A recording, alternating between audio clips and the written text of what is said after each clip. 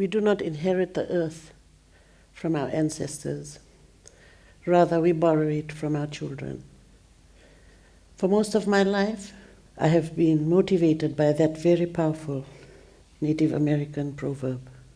Growing up in a small town in Fiji, we lived by many sustainability practices, even without realizing it.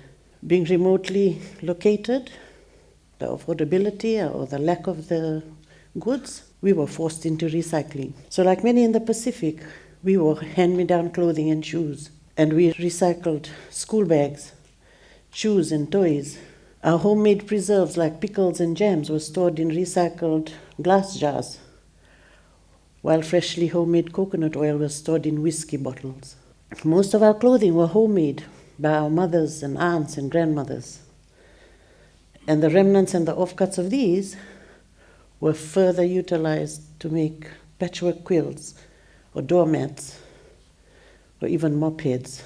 So we were practicing a lot of the values of recycling and reusing and repurposing. A lot of today's buzzwords or catchphrases that are connected or associated with sustainability are conservation, climate change, carbon footprint, recycling, reusing, repurposing, reducing, upcycling, and the list goes on. But it's all focused towards protecting our environment, leading us to green and blue economies, and ultimately saving our planet. I'd like to share with you my family's journey,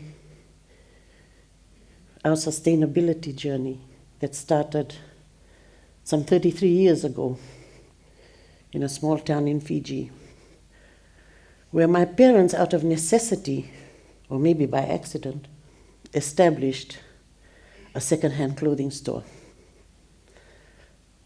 In doing so, I don't think they had an inkling of the impact this business would have on our communities, on our economy, and our environment.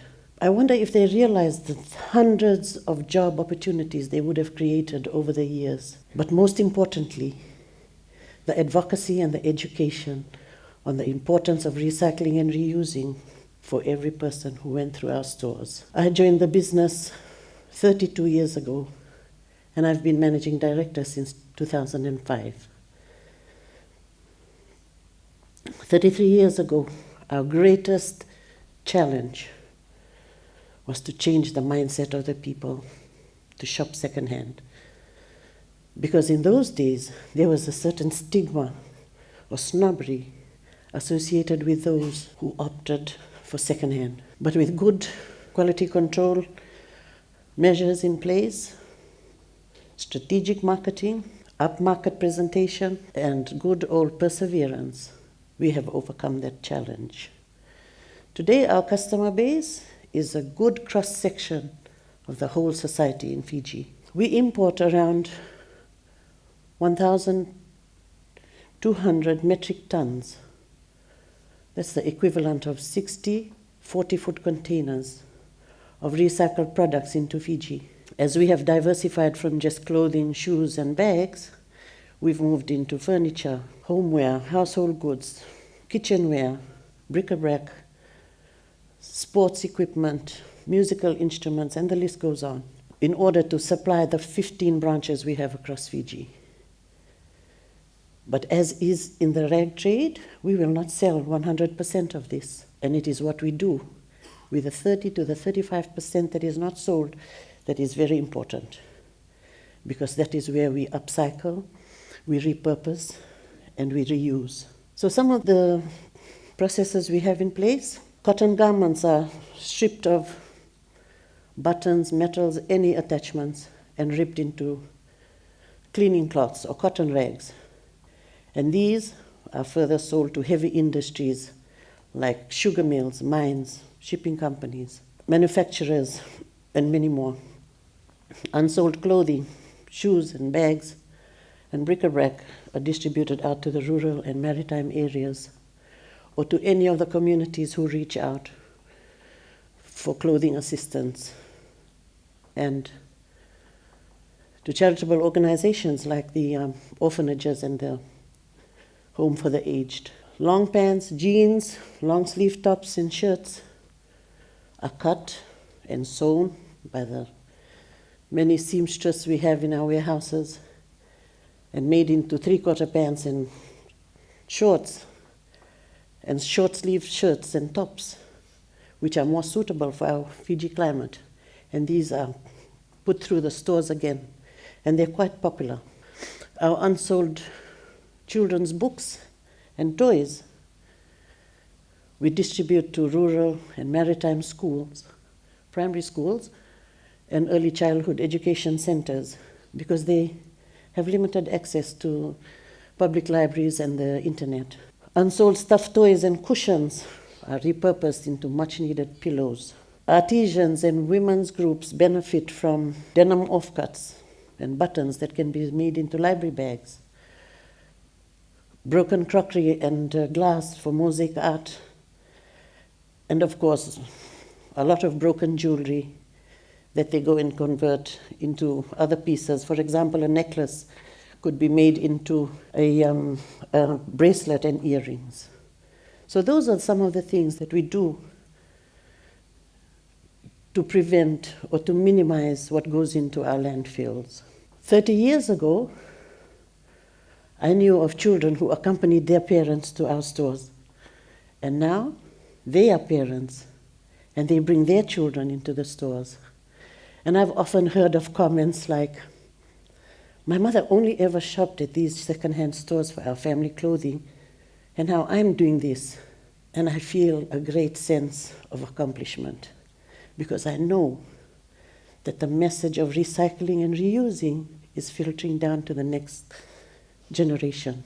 We've seen a cultural shift in the behavior of male shopping. In the past, where their mothers or sisters or partners would come in and buy their clothing, they come alone and they shop for themselves. And more often than not, they will pick up something for their children, and believe it or not, even for their wives. Single men would come in, shop for themselves, and buy something for their nieces or nephews, and even their mothers. So Fiji is changing, and so must we. We must change our attitude and our behavior towards sustainability. COVID-19 taught us that sustainability is so important, because as the industrial world ground to a halt and the globe came to a standstill, Mother Earth was given the opportunity to renew, to revive, to rejuvenate. So as individuals, as citizens, as politicians, as business owners, whatever role we play in life, now is a good time to realize that sustainability is very important. The signs are right before our very eyes. Extreme temperatures, sinking islands, severe tropical cyclones, Category 5, making landfall on Fiji. The severity and the frequency of flooding is right before us here in Nadi today. Not many, just a few weeks ago, New Zealand, our neighbors, Auckland being affected with severe flooding that could well go down on record as the worst in this century. And only a week later, to be hit by a cyclone. The evidence is there. The signs are real. The struggle is real. So we must change. As an entrepreneur, I continuously check that our organization is reaching our triple bottom line. Are we doing right by our people? Are we caring for our planet? Or is it only about making profits? I can safely say we care for our people. We are trying our best to help our planet. And we will try to achieve a profit so we can continue to do what we're doing. Sustainability for me means recycling, reusing, reducing, repurposing. Not only does it make sense, it is the new must-do. It is the new must-have. So finally, I ask myself, what is the legacy I wish to leave behind? have I been a good custodian, a responsible custodian of this planet? A planet where I have a limited time on. A planet that I am borrowing from my children and my grandchildren. I say yes. Just as my parents planted that seed 33 years ago,